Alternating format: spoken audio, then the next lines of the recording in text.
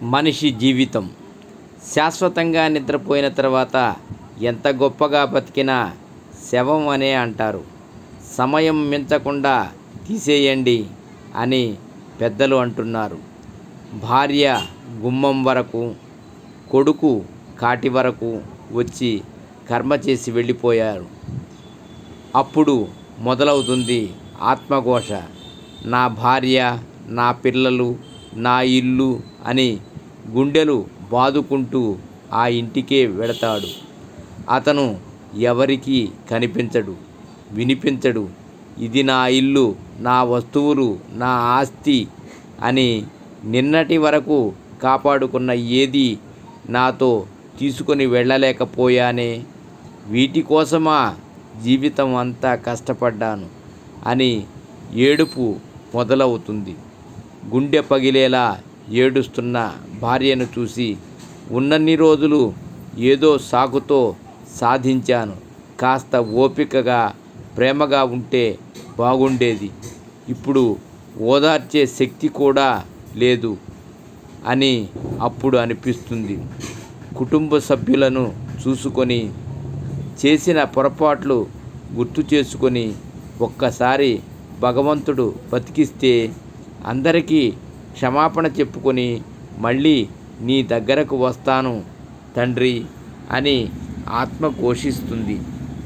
చిన్న చిన్న తప్పులను క్షమించి అందరితో సంతోషంగా ఉంటే బాగుండేది అనిపిస్తుంది.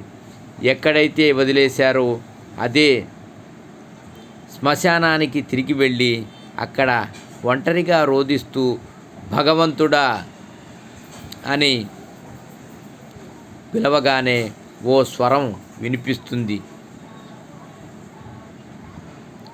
నేను నీకు తోడుగా ఇక్కడే ఉన్నాను, భయపడకు అని. ఎవ్వరూ రాని చోటుకి, ఏ దిక్కు లేని చోట కూడా నీకోసం శివుడు ఉన్నాడు. అప్పుడు కనిపిస్తాడు దేవుడు. అప్పటి వరకు ఆత్మఘోషతో రోదిస్తున్న ఆత్మ, ఏమయ్యా బతికి ఉండగా ఎన్నిసార్లు పిలిచి ఉంటాను, ఎంత మొక్కి ఉంటాను, ఏనాడైనా ఇలా వెంటనే పలికావా, ఇప్పుడు మటుకు ప్రత్యక్షం అయ్యావు అని అడుగుతాది ఆత్మ. శివయ్య అంటాడు, నేను నువ్వు పిలిచిన ప్రతిసారి పలుకుతూనే ఉన్నాను, కానీ నువ్వు వినలేకపోయావు. నువ్వు ఒక్కసారి పిలిస్తే నేను 108 సార్లు పలుకుతాను, అది నీకు వినపడాలి అని.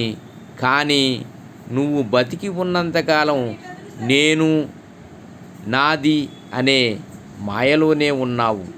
ఇప్పుడు నీదంటూ ఏమీ లేదు అన్న సత్యాన్ని గ్రహించావు, కనుకే నా మాట వినగలిగావు. శ్మశానంలో కూడా నీకు తోడుగా ఉన్న నేను ఎప్పుడూ నీ పక్కనే ఉన్నాను. నీ ప్రతి కష్టంలోనూ తోడుగానే ఉన్నాను, దాటిస్తూనే ఉన్నాను. కానీ అదంతా నువ్వే చేస్తున్నావు అనుకున్నావు, కనుక నన్ను గుర్తించలేకపోయావు. నువ్వు వచ్చేటప్పుడు, నువ్వు పోయేటప్పుడు నీతో వస్తున్నది నీ కర్మ మాత్రమే, ఇంకా ఏదీ నీతో రాదు అని శివయ్య చెప్పాక, ఏదీ శాశ్వతం కాదు అని గ్రహించిన ఆత్మ శాంతించి వెళ్ళిపోతుంది. రుణబంధం ఉన్నంతవరకే ఈ జీవితం. దేహం తట్టుకునే వరకే ప్రాణం. తట్టుకోలేని స్థితిలో దేహం ఉంటే పోతుంది ప్రాణం. ఇంకో కొత్త దేహాన్ని వెతుక్కుంటుంది. ప్రాణమే అలా ఉన్నప్పుడు ఇంకా రుణబంధాలు ఎలా ఉంటాయో ఆలోచించండి. సర్వం శ్రీకృష్ణార్పణమస్తు. సర్వే జనా సుఖినో భవంతు. లోకా సమస్త సుఖినో భవంతు. శుభం భూయాత్.